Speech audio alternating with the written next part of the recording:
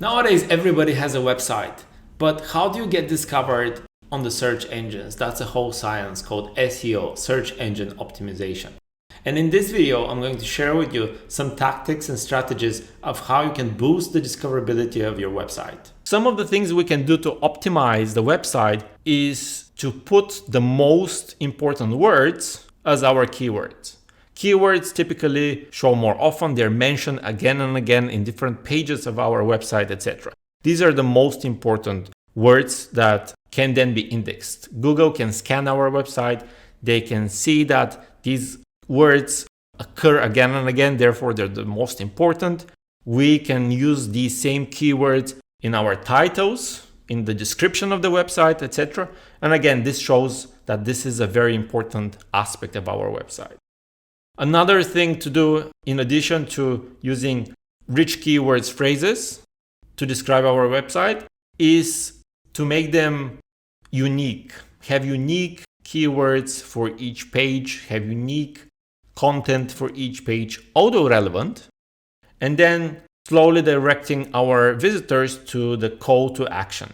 We would like to create a funnel. We would like to have the information which will assist the viewer to walk through the different steps, but finally reach some call to action. This call to action could be leaving their email address, subscribing, or purchasing from us.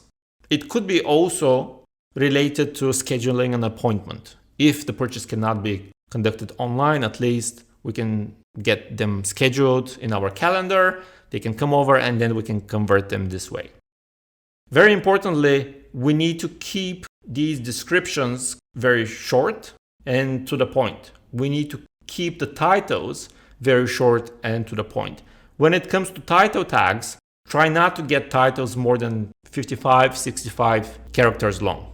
Then something else we can optimize is the header tags. Header tags are very important. Try not to have more than one header tag per page. There's different levels of header tags. There is first level, which is the one we usually have more than one of. But then there is level 2 and level 3 header tags. So you can have multiple of those, but just make sure that these are also relevant to the level 1 header tag, because all of these would be used for the indexing. Level 1 header tags are most important for indexing, but Google would occasionally look into level 2 and level 3 as well. Something else we need to consider for optimizing our page or the coding side of search engine optimization is to provide metadata or meta description of everything we have. So each page would have a description, and this description typically would show up in the search engine results, but we can go even further. We can have description on the images that we have on our web page. So the titles of the image files also matter, because when you upload them to the website, typically the website builder, they would then substitute the metadata with the title of the image.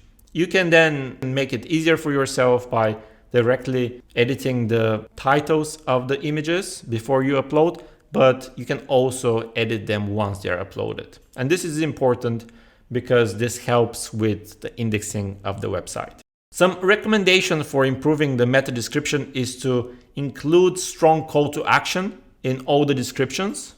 Make sure that keywords are included early in the first line of your website description, and make keywords unique for each page. Keep the keywords fairly short, and the description as well should be short. When it comes to content, of course, as I said before, you need to create engaging content. Engaging content is very important, and you should prioritize some more profitable topics. The best advice is to identify 1 to 3 keywords or keyword phrases that relate to your topic, your product, your service, etc. You need to tune the content to your audience. Balance informative content for the human reader with keyword placement, because again, the search engine bots would pay attention to the keyword placement as well. It's very important to keep your readers clicking. You want to engage your viewers, your audience. You want to hold them on your webpage. The longer they stay on your webpage, the more credibility your page earns. However, don't make the whole journey very confusing. If you believe that the more confused they are, the longer they will spend on the webpage, this is quite not the case. They'll just exit the web page as soon as possible. So keep them clicking, and typically this is done by having different sublinks. While they read one piece of text, they may click on a specific sublink on that page and be redirected to another page as part of your website. Keep the published content optimized. The optimization can be seen in different ways. The first one is, does it load quickly? What's the size of this video or the size of this image that you're uploading? Can you minimize it? Can you use some software to help you to reduce the size of the file? When it comes to text, is the text highly engaging? Is the text boring? Are people likely to get bored, fed up with the content and just leave? Each page of your website needs to be analyzed for you to understand whether the content is decent. That's why you can check this template here, which is a very helpful template when you're building new content.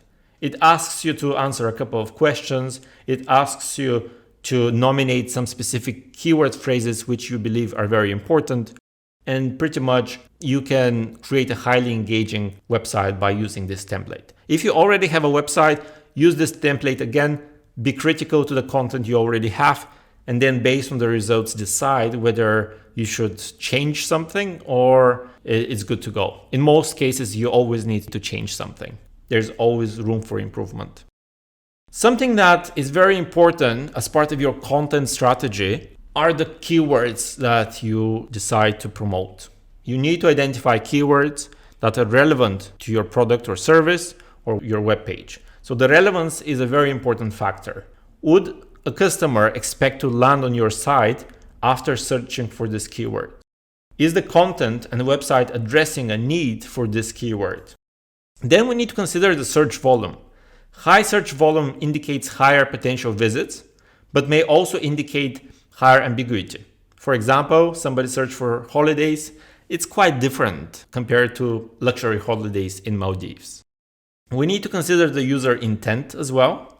Is the customer looking to purchase, to learn, or to be entertained? So this needs to be reflected by the keywords that are promoted in your website. The last thing to consider is the overall competition. Some keywords are more competitive than others. Typically, if you have a longer keyword, this will generate lower search volume, but then the competition would be lower as well.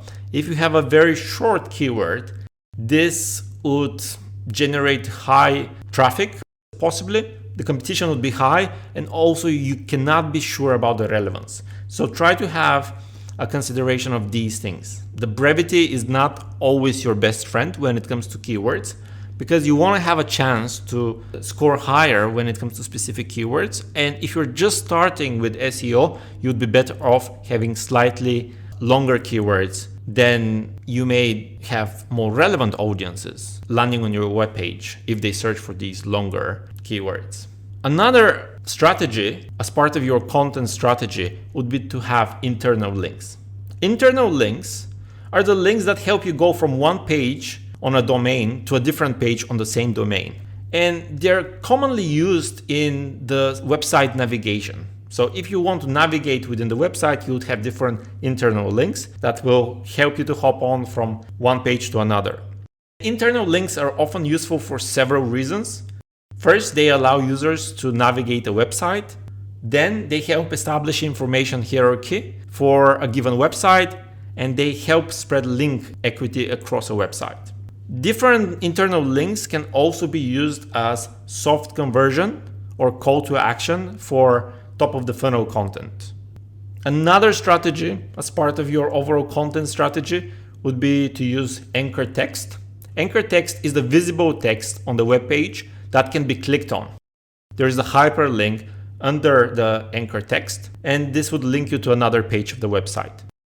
I hope you enjoyed this video, and if you did, please like and subscribe. You don't want to miss out on the content and the videos I've planned to be released in the coming weeks and months. There will be lots of videos on how you can get a business started, how you can improve the performance of your website, how you can improve the conversion rate, how you can market your products and services in the most cost-effective way. Lots of important and valuable lessons, and if you're interested in that, you've come to the right place. If I have missed a topic that you want me to cover, please comment down below and I'll be very happy to create a video on that.